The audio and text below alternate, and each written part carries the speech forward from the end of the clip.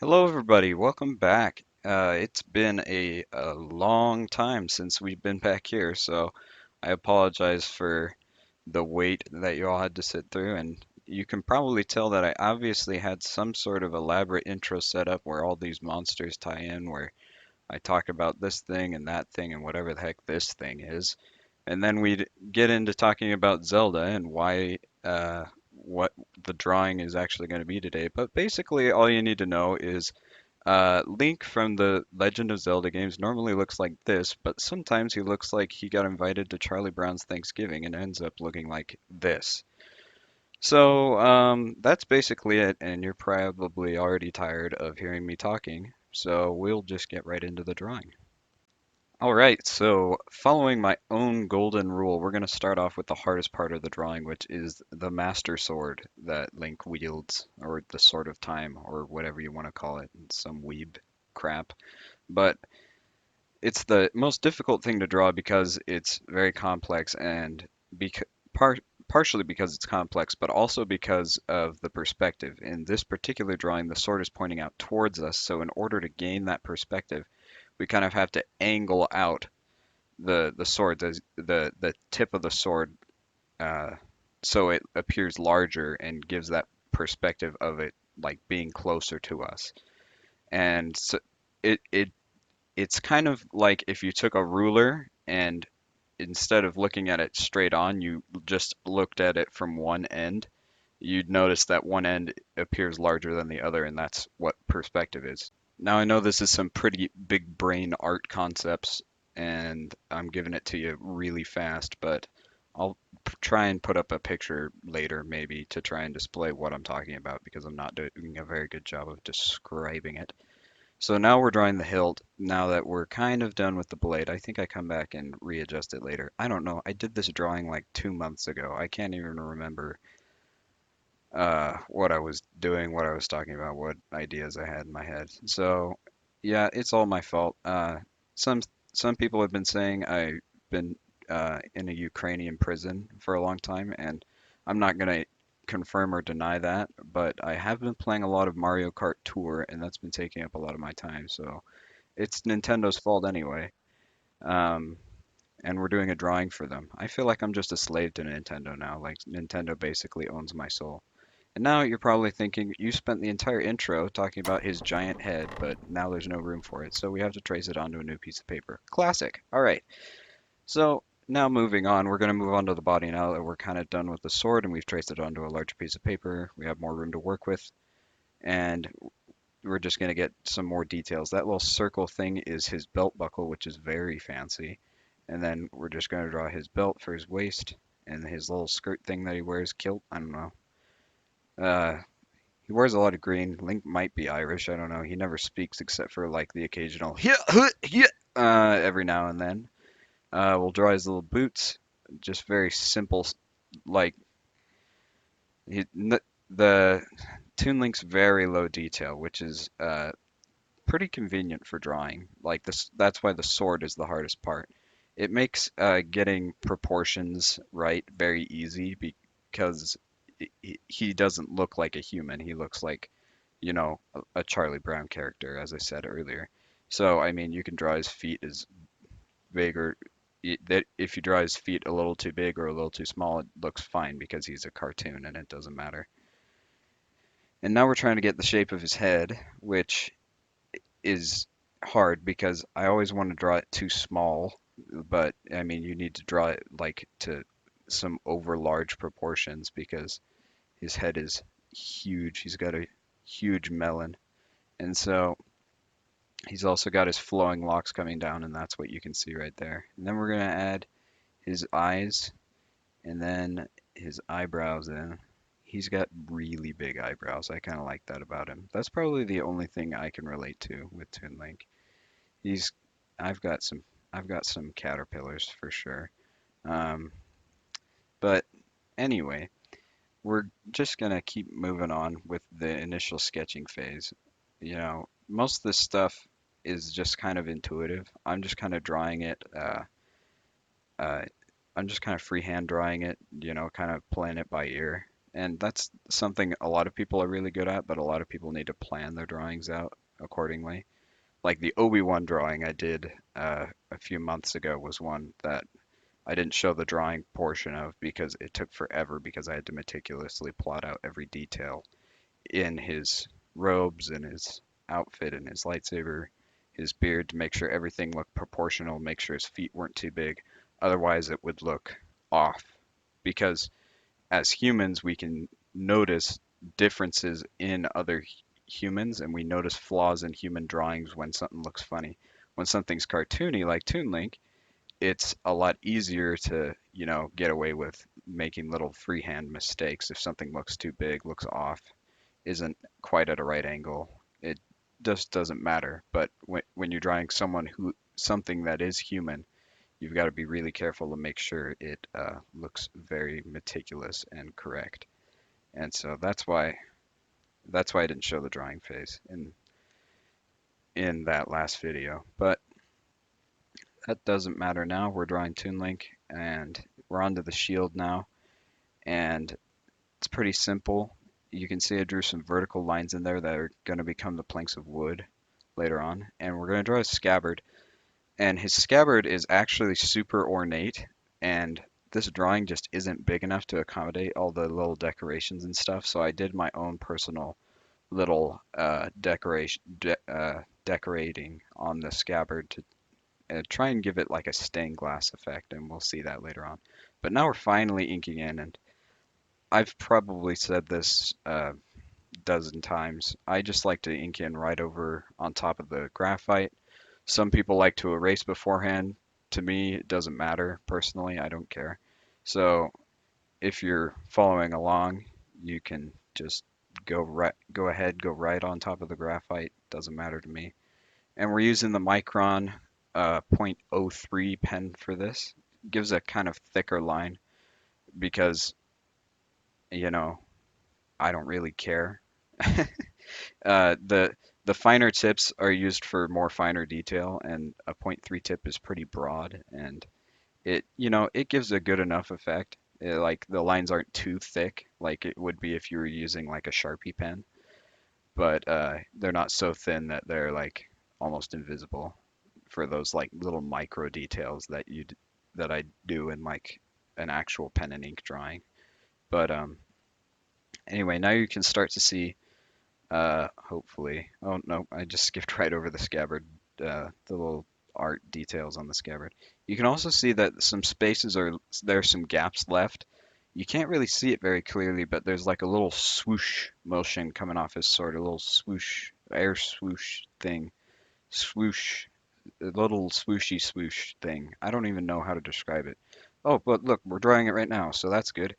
Uh, um, yeah, you can see to these little effects appear in the game, and they look kind of cool. So I wanted to include that. When he swings his sword, there's a little swoosh of air. Oh man, how many times am I gonna say swoosh? Anyway, um, it's kind of a fun little detail to add, but we need to be careful because it comes in front of certain parts of his body. So when we come in and color those parts later on, I just need to be careful and remind myself to not color over any of those little bits. So the hilt of his sword is kind of a purplish color, and there's a little red ruby in the hilt, which is kind of cool. But mostly for the sword, it's very flat colors, not a lot of shadow, and we're gonna go in with some darker blue to add just a little bit of shadow. I mean, just we're not going super high detail. I mean, not the sword's already ornate enough that I don't really care. And his hand, of course, you can't even see like a thumb or anything. It's just like a blob of skin. It's a cartoon, right? So it doesn't matter. I've said that. How many times do I have to say that in the video for that to come across? Um, Now we're using a sort of lime green for his sleeves, and his sleeves are going to be a different color green from the rest of his body, which is going to be kind of, I don't know how to say normal green. This is more of a lime green, and the rest of his body is kind of a grass green, maybe? I don't know. Yeah, like a Kentucky bluegrass kind of green. Oh man, I'm forgetting the names of my markers. I'm sure I'll put the names in later, but we're gonna give him some color in the eyes, but his eyes are ultimately just gonna end up being black, uh, very dark black, with just a little hint of blue as like a kind of reflection. And you can see I'm just doing some cleanup, uh, erasing some stray uh, graphite so it doesn't interfere with any of the markering. And now we're going to do his hair, and it's just a nice yellow color, and we're just going to use that golden brown for the dark shadows. And he's got some massive sideburns, let me tell you. That those put my own sideburns to shame. I mean, those are thick. I mean, he's got very flowy, luscious hair. All right, and now we're just going to just put down a base layer on top of on for his face for the skin color, and then we're going to put shadows underneath his hair to actually give it um, make it look like it's there, and important, just so his face doesn't look flat. Put some shadows into the hair. That makes sense to me. Then we're going to make his belt buckle kind of a golden color, and then you know just keep doing. And like I said earlier, his his sleeves are a different color, but the rest of him, including his hat, is this kind of grass green, which I think looks nice. I think it's a nice contrast. The difference between the sleeves and the hat and the clothes. It's kind of a it's kind of a fun little detail that they decided to incorporate. So I like that. Um, it's at least something that's different from all of the other Link drawings or Link drawings versions of Link. So just continue. We're going to add some shading under the armpit and under the scabbard, just wherever it feels like it needs it. And now we're going to color in his little ear, little pointy ear. I don't know, is he an elf? I don't know what he is. He's a Hylian is what they're called from the land of Hyrule. I don't know if the Hylians are considered elves or what, but they have pointy ears, and that's kind of cute. Now we're gonna shade in his little skirt thing, kilt, garb, fighting, kilt, the warriors' clothes, traditional. I don't know. I don't know why he wears all green. Is that like some sort of Hyrule D thing? I've played the I've played it several Zelda games, and never figured out why the hero has to wear green. Like in the beginning of the game, he's wearing blue, and then like at some point he switches to green. I'm talking about Wind Waker. You don't care. Um, and so yeah, his shoes are very low detail, like I said, but I like the shading effect that we've got going on his little skirt doodad. We're just gonna add a very little light blue onto his tights, just so they're not completely white, but we are going to leave them like that. And in fact, I think later on I'm gonna come in and add a very small little seam on his right leg, just with pen, just as a little small detail. Now we're finally coloring in the scabbard, which I had to make a custom design, and I'm making it kind of stained glassy with a little bit of gold every now and then. And it's kind of hard to see. Well, I mean, it was kind of hard to draw too, figures. But I thought it turned out really good, so I'm going to talk about it because I like to brag about myself. And we're adding that same kind of red color that the ruby in the hilt of his sword has into the back of the scabbard. And we're just using varying colors of blue and light blue that the same kind of color scheme that we used on the sword itself, but we're now using on the scabbard, which is kind of fun. So now we're just shading in the last of his body, which is the other color green, so we can move on to his other sleeve, which is also like that lime green, same lime green from earlier. And now we're gonna move on to the last part, which is his arm and the shield, which is gonna be kind of fun. I added some little bolts into the metal part of the shield just with pen, regular pen. And again, they're a very insignificant part of the drawing, so I don't really care if, I mean, the main focus is going to be on his face, on his sword, and on hopefully his body. So the shield is just kind of like a nice little after touch. It's not very important, and it's going to be mostly in shadow. So we're using light blue for the metal parts, and now we're adding a lighter hue for the wood before we go in with a darker brown to go over the top.